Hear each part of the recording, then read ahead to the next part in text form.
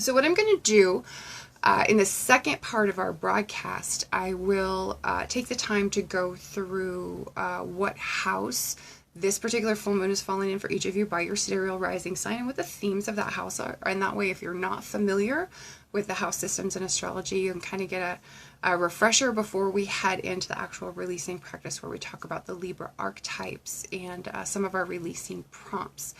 But if you'll hold on just a moment, we'll move on to part 2 and cover the houses and themes of the house. So grab your pen and paper and your sidereal rising sign and be ready to take a note when I get to your rising sign.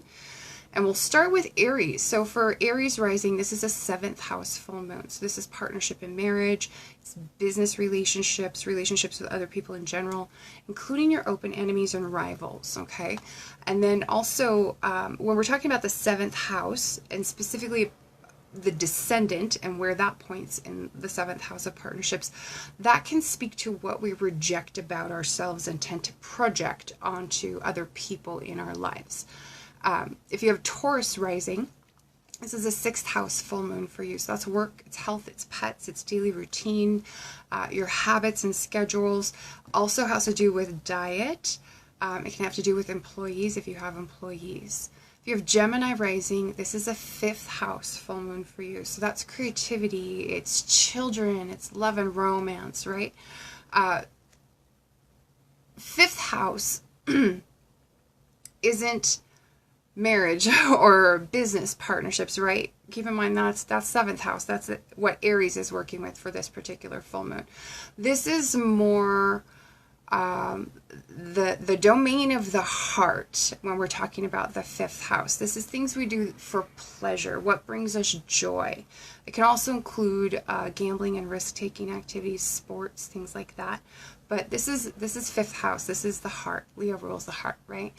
If you have Cancer rising, this is a 4th house full moon for you. So this is home or property. It could be family, it could be real estate, it could be later life. And so I would say specifically if you're catching the broadcast, if you're retirement age or older, it could be describing your current time of life when you have a full moon in your 4th house.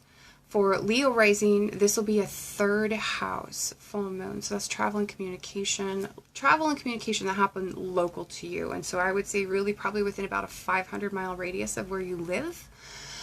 Childhood education comes under the 3rd house, but especially, excuse my neighbors, but especially education and learning, right? So self-directed learning activities, things that you're naturally curious about, that you are inclined to learn more about, those can be 3rd house activities. So if there's something that you've been working on learning or teaching yourself, if you have Leo rising, you might be kind of coming to a culmination of your understanding of this new subject or this new area that you've been learning. 3rd house can also rule your siblings, your neighbors, your extended family, so aunts, uncles, cousins, folks like that, and also your immediate environment, so like your neighborhood and your surroundings.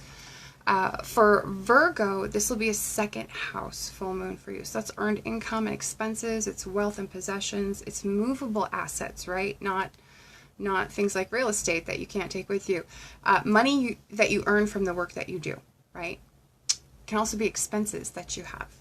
Okay, the 2nd house can also speak to issues around self-worth and your own personal values, what's important, your own personal priorities. Okay, and then of course for Libra rising, this is a 1st house full moon for folks who have Libra rising. That's appearance and self-expression, right? It's your identity, your personality, your mannerisms, the way you come across to people, but also describes your physical body. That is a really sweet Trans Am out there, actually, guys. You should see it. It's pretty cool.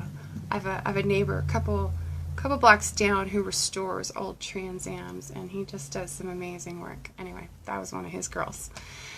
So back to Libra in the 1st house. So appearance and your physical body. That's 1st house, but also the role that you play in the world.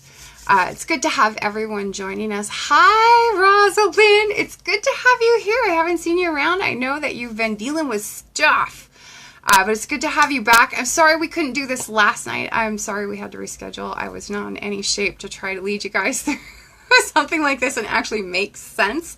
I don't know if any of you ever have had to deal with migraines, but the brain tends, it's like thinking with molasses, I swear. But it's good to see you. It's good to have you on, William. It's nice to see you on the broadcast too. For Scorpio, we're talking about the themes of each house by your sidereal rising sign. I'm on Scorpio already, so if you need me to recap, if I would have already covered your rising sign, let me know what it is in the comments and I'll recap for you. But for Scorpio, a Libra full moon is a 12th house full moon. So this is privacy and seclusion, right? This is spirituality, it's unconscious mind, your escapist tendencies and addictions. The 12th house has to do with things that happen kind of just not quite at the edge of your awareness, right? Other people might notice, but we tend to not notice about ourselves. Rosalind says, so much has been happening. It's okay. Good. I'm glad to hear. Glad that you got a moment to catch the broadcast. So for Sagittarius, this is an 11th house full moon. So friends, organizations, hopes and dreams. This can have to do with work that you do as a volunteer or with clubs. What else?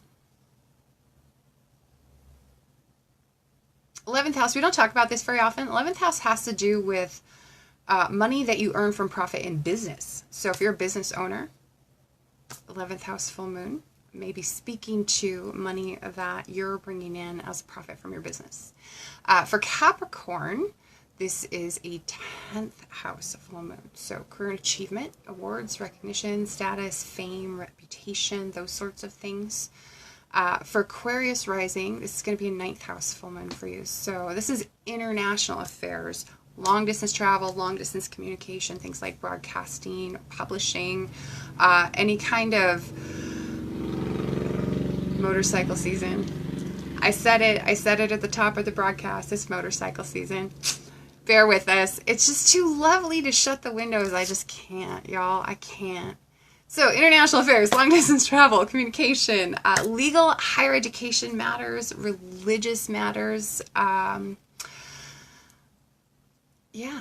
I think that pretty much covers it. The 9th house also, and I mentioned this because I had a goof on the April overview and had to do a correction, which if you went back to the website and read the April overview, you'll see there's a correction right at the top of the column. So the 9th house also has to do with people we consult for advice, which can include your astrologer. So I'll warn you, when your astrologer is having a Mercury-Neptune conjunction right on top of her Jupiter in the 9th house, just like maybe ask her to double check herself before you take everything to heart, right? Anyway. 9th house, we don't talk about that very much, that it covers people that you see for advice and counsel. That's why it has to do with law and lawyers, but it has to do with other types of advisors as well, including astrologers. So there you have it. Pisces rising, this is an 8th house full moon for you. So that's other people's money. It's resources that come to you through other people in your life. Things like inheritance, money, anything that comes to you through wills, insurance, and taxes also fall under 8th house. Bonus and commission income, death, rebirth, and transformation are also 8th house themes, as are research and investigation. So if you find yourself doing some sort of deep digging into a particular subject, you may be kind of reaching the peak of your explorations right now if you have Pisces rising at this particular full moon.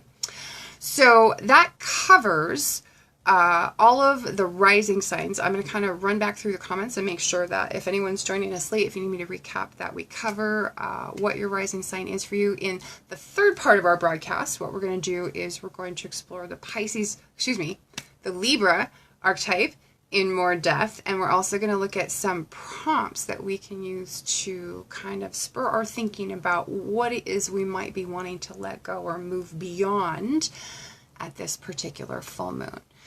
Rosalind says, I understand. Sorry you have to deal with those too. I tend to get migraines, but I met a guy recently, and for some reason I haven't had any migraines ever since. It's been crazy. I think, Kundalini, now we're talking, has been awakening. She says, okay, so I'm quiet now. This is interesting that you bring this up, Rosalind. 8th house is also about sexual intimate relationships, yes. Says me, an 8th house stellium, laughing my ass off. Rosalind says, not quite a stellium. I've got 3 planets in the 8th house, but it tends to be pretty strong energy for me as well. And it's interesting that you do bring up Kundalini as a topic tonight while we're talking about migraines. So Rosalind, this is really interesting. So I've been a sufferer of migraines pretty much my entire life, ever since I would say junior high. This has been a theme of my life, and how I've experienced them over the years. They've changed how they express for me. But one thing that I've been having a lot of success with lately, that why I didn't try this 3 years ago when I had the first opportunity to do it, is beyond me.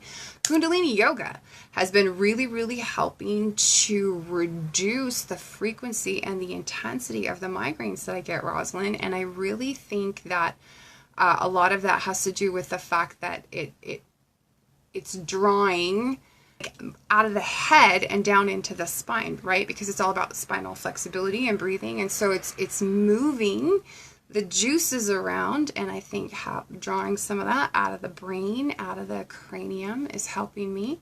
Because I tend to know it's minor weather related. You know, I tend to get them if the barometric pressure goes crazy, or if the humidity goes crazy, or if we're having solar flares. And so I think there's just not enough room for stuff to expand in the head.